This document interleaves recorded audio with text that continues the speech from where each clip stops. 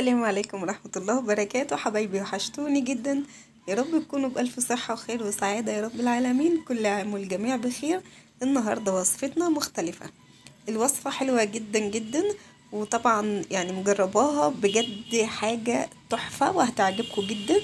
وتعالوا نشوف الطريقة بتاعتنا اللي احنا عاملينها، او نشوف الوصفة اللي احنا عاملينها.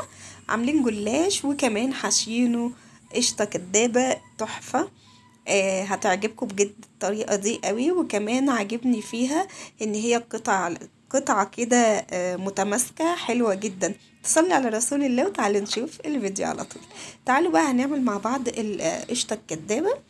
هنا معايا كوباية كده من اللبن، هضيف عليها معلقتين او 3 من النشا. ما يحلى الكلام الا بذكر الله، صلي على رسول الله. حطيت بقى كده معلقتين او 3 من النشا، وهبتدي اضيف السكر وهقلب، وهروح على البوتاجاز على طول. وطبعا لازم يكون المضرب اليدوي تقلبي بيه، بيكون افضل واحسن بكتير جدا عشان ما يعملش اي تكتلات معاكي. وهنا ضفت بقى 3 معالق كده من القشطه. دي قشطه بتاعت وش اللبن حلوه جدا، وابتدي اقلب كده عشان ما تبقاش في جزء واحد. اللهم صل وسلم وبارك على سيدنا محمد. وحسيت ان القشطه قليله شويه، رحت مزوده كمان. عايزه القشطه او المهلبيه تكون تقيله، انا عايزاها تقيله قوي، لحد ما حسيت ان القوام بتاعها بدأ يتقل كده معايا. تقلتها شويه كمان، وبدأت ان انا اضيفها كده في بولة او في طبق، وهسيبها بقى ايه تبرد شوية، ونروح نجهز ورق الجلاش. بصوا هنا كده انا معايا الورقة، هبتدي اوريكم بس الطريقة.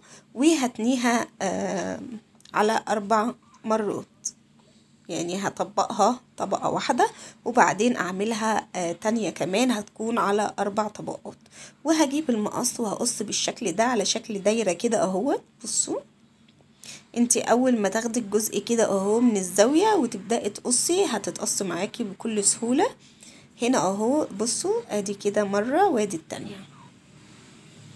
بعمل دي كمان معاكم عشان نشوف الطريقة وتكون سهلة جدا بإذن الله. واللي انتي بتقصيه ده طبعا ما ترموش. تعالوا نشوف هنعمل ايه. هنا معايا بقى الصينية بتاعت الكب كيك.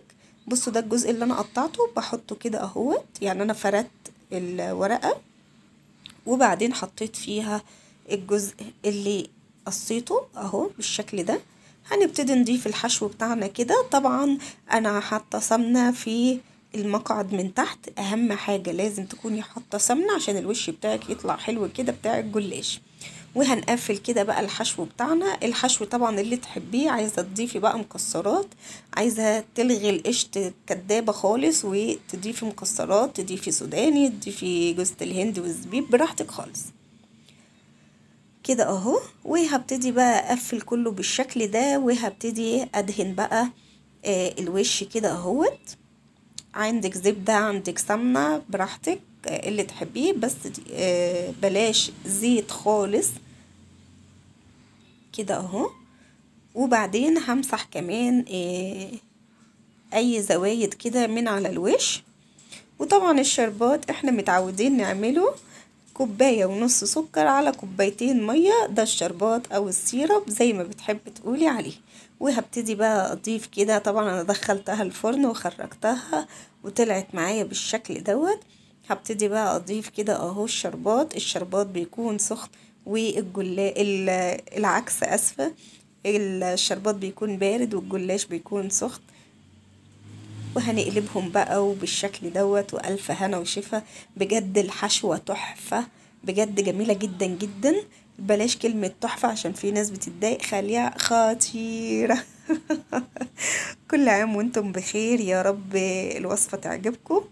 وما تنسوش تدعموني باللايك الحلو بتاعكم. استودعكم الله، السلام عليكم ورحمة الله وبركاته. انتظرونا في وصفات تانية.